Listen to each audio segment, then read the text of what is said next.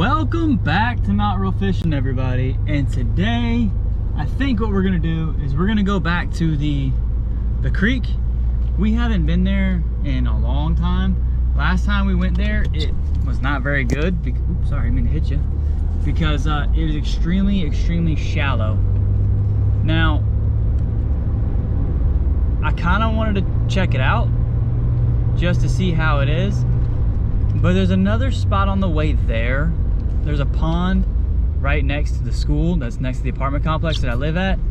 Sorry guys, like I was trying to say, there's a pond next to my apartment complex that I could go fish at as well.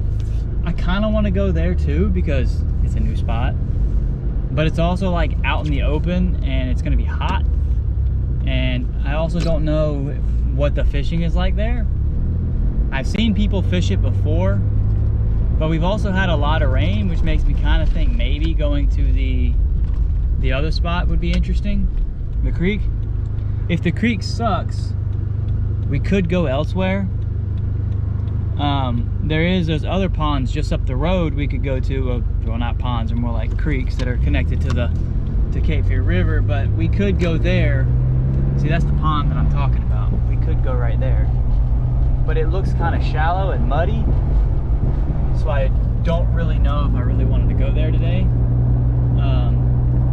But like I said, there's other ponds further up the road that I've only fished at like once, and it was for like maybe 20 minutes in the video from back in the day. The only reason why I don't like those spots is it's literally right next to the highway or the road, but we could go there. There's some deep spots there that looks like would be deep. It'd probably be better with the cane pole than the Tinkara rod, just because there's generally a bit more current there. And that creek actually connects to the creek we're gonna start at, because we have to pass our little creek first anyway, so we might as well check there first. So we could start at the little creek if there's nothing there, or if it just is really shallow, we could just bail and go somewhere else. But yeah, that's probably the plan for today. Also, sorry I didn't upload last week. I had family come in. They're still here. It's my my wife's mom, sister, and her grandma. They all came in on Saturday. Saturday is my filming days right now. I eventually want to get back to the point where I can do 2 videos a week, every Tuesday and Thursday. But from this point going forward, I'm just gonna aim to get at least 1 video a week done, because I don't really have the best setup as far as time and the management aspect of it, because I got so much going on with the baby being here soon. But I don't want to promise that I'll be able to do 2 videos a week, but I'm trying to keep this to at least 1 a week, even if it's just me going out and not getting anything. Because it's not like anytime I grab my fishing gear, I grab the GoPro. It's just I don't get to grab the fishing gear as much. I could do it after work, but the only problem with that is, in order for me to do it after work, I have to leave the dogs at home, because I had to take the dogs with me to work, which means I can't just go immediately after work. So it's kind of hard to do that when her family's here. I could, but I just don't want to. Plus, I like to have my dog there. She gets to burn some energy at my mom's house. So anyway, well, I'm gonna hop off of here. We're almost to the spot, and I'll meet you guys at the water. All right, guys, well, this is nice. The grass has been cut, so it's not super tall, so we don't really have to worry about there being a bunch of grass stabbing us in the leg, which is much more preferable. I almost thought about not coming here because of that, and I was like, well, let me just double check. Now, I could have grabbed my tall pants, but I mean my tall boots, but I didn't. Let's see how shallow this spot right here used to be. A deep spot. Now it's got some water in it. It used to be like one of the deeper pools is the starting pool here, if y'all remember, but we got some running water now, so maybe there's some fish in here now that the water has increased. I'm not super hopeful. I think there used to be a big turtle right there. A big old turtle right there. There used to be a beaver dam at the end of this little creek, and I think at some point the people who are managing this property, or whoever it is, destroyed it, which is why the water doesn't get as high as it used to. I could be wrong. I haven't actually walked back there and checked, but and what we've got tied on for a lure or a fly, it's not one of the ones that I've made. I kind of want to change it because I don't like how long this leader is for this spot, but it's just a little like nymph looking thing. It'll do for an assessment at least, to see if there's any fish in here.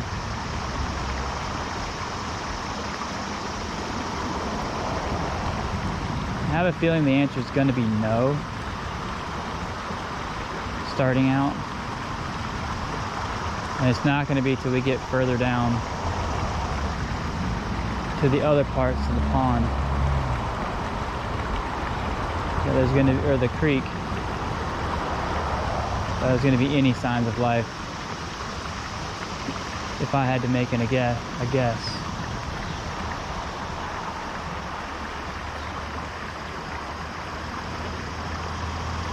Yeah. Cause see, this spot used to hold fish, but ever since they did that work, this spot completely dries out. And then they just, like, this used to hold a bunch of fish right here. There used to be a fallen log, like there's a piece of it there, it used to lay there. Fish used to stack up against that. And then down this way, this little wall here, the water level at this wall used to be up, like you see where the dirt is, the dirt part where the trees have now grown in, that used to be the water level. Obviously it no longer is, but there used to be a bunch of like red-breast sunfish that would stack up right there. But now, nothing. I don't think we're gonna have anything until we get around the bend. There's like a pipe that goes across the creek. Then after that, there's like a bend, and the water pools up there. This water here is still very shallow. I can see the bottom. And I don't see a single bluegill, no minnows, no nothing. I just think that that water there is too temperamental for the fish to stay in, because it goes from, there's a little tiny bluegill, from deep to shallow, deep to shallow, deep to shallow constantly. Like that bank over there where that little undercut is, above that used to be the water level. So I used to fish this, you know, it used to be 3-4 feet higher. And it's really unfortunate because there used to be so many little bass. Like I see tiny bluegills in this part swimming around, which makes sense because we're getting close to the where it starts slowing down a bit. A little bit of minnows over there. Then we have, as we go further down here, here's the pipe I was speaking about. It's kind of cool to be able to do this without. See, this pipe used to be under about a foot of water. So it would be completely submerged and you could fish around it. And that, which means on top of that, this area here where the water slows down, this used to be like really deep. I mean, like at least 5 foot higher. Like that right there, that little, you can't really see, but there's a dip there. The water level, that used to be underwater. Like it's so much shallower now. Like even, like there might be some fish on this point. I'll try it. There is a slight deep hole there. I don't have much luck because I can see the bottom. It's just this creek has been ruined. Like it's too shallow for fish to really stay here. And this right back here is where I caught one of the biggest bluegill in the entire pond, or creek, was right here. And this is the only spot where there might be a fish, because it's the only spot that the water slows down enough for it to actually be able to do something. But even this is down 4 or 5 feet from what it used to be.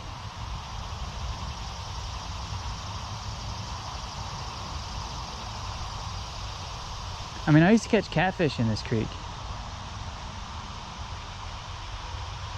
Now this creek's so shallow, I don't even think bluegill are in here. Bass used to stack up in here. If you've been around the channel for a while and were here when I was actually uploading, you know this used to be like a spot I used to come to all the time. And now, just because that one thing has changed, the entire spot's become desolate. There's no fish. Like, there's tiny little bluegill. Like, I could probably put on a very tiny fly and catch something, but there's no more bass. There's no nothing. Every time I come here, it's like a struggle to find a fish.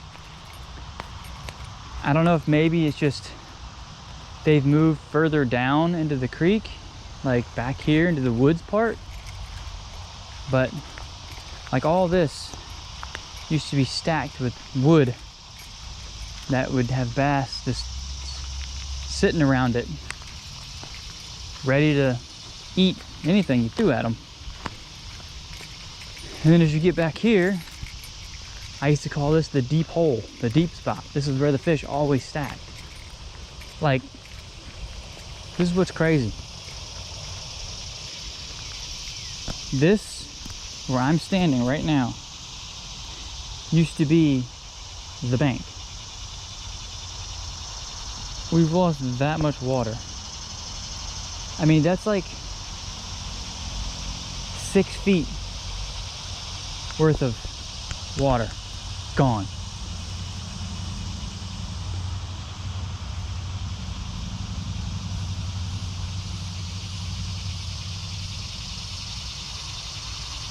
Which is really unfortunate because this used to be such a good fishing spot.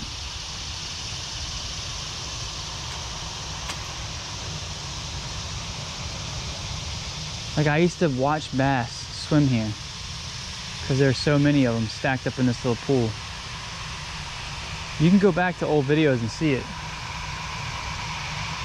This tiniest little bluegill bite. Like, this spot used to be amazing. Now, it's possible this creek has just changed to where further in the back, maybe it's pulled up back there, but at the speed at which the water is flowing out of the creek, it makes it really hard to believe that. Otherwise, it would be slowing up here as well if there was a spot where the water was being caught. And you can clearly see it's not. Like, there's no more life. Which is really, really unfortunate because, like, I don't want to take this place off of my radar and no longer fish it, because if it ever, you know, deepens back up again, the fish might be able to make their way back up into the deeper spots, but they're not going to in this summer heat and drought. They're not going to care. And keep in mind, this creek is also fed by a natural spring which runs from that way, so it gets water. And I mean, it's just really frustrating to know that this spot has been completely changed because of, you know,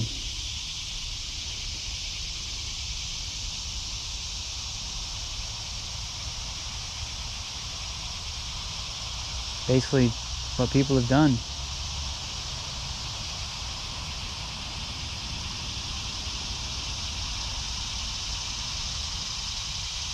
I'm trying to give it benefit of the doubt, but I just have a feeling there's no fish.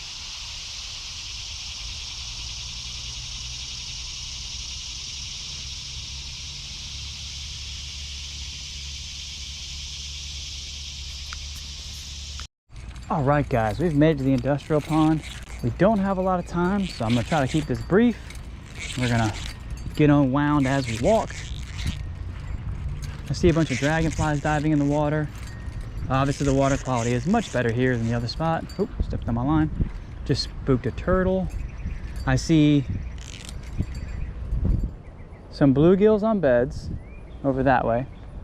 Don't see anything directly in front of the water thing, but there's like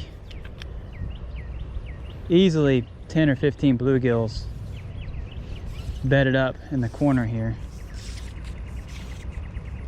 I don't know if they're gonna eat this minnow pattern because of that, but what I'm after is preferably the bass that were bedding last time. Oh look, now my rod's humming. It's that spot, isn't it? One of the features of this pond is when you come to fish here, the power lines cause your rod to hum. It's not a bug, it's a feature. I'm gonna try to get a little thing in there and see what they do. The little ones are going after it, the big ones are ignoring it. I bet you they'll go after it if it gets deeper, closer to the bed, because they'll see it as a threat.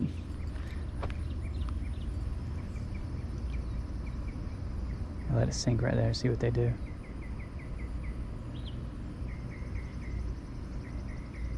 Little bass is chasing it.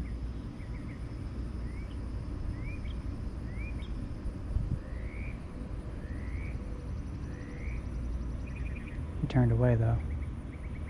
He got close then turned around. Let's try here in the deeper water.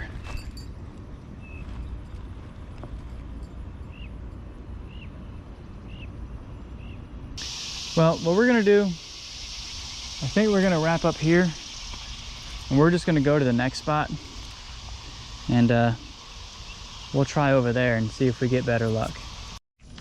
All right guys, we are running out of time. This is also our last battery, so double compounding factor.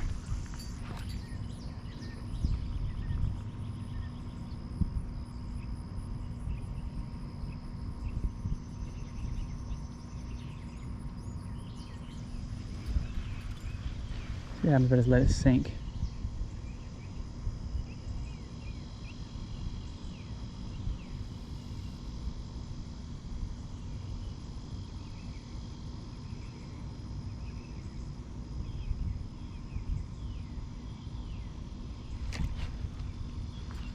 Well, that worked. We are also in trouble. This is a fairly big bass, and I think he's foul hooked. I cannot tell.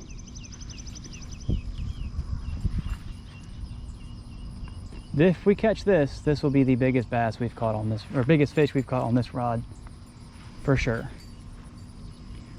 We just gotta really tire him out and keep him down.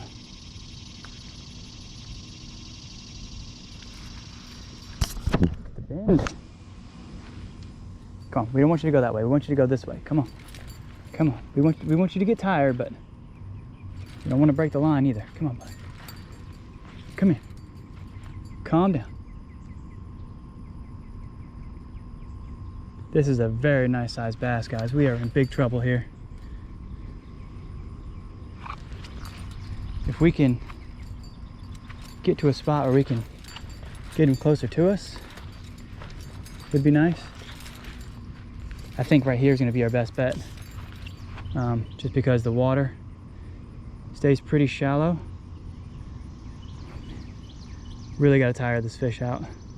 There's two other bass chasing him. Why? I'm not sure. Oh, this might be where we lose him if we're not careful. We can get a hold of the line. All right. There we go, guys. For sure, the biggest fish we have caught. Probably at this pond in general. And get the hook out. He is hooked in the mouth, so he did eat it.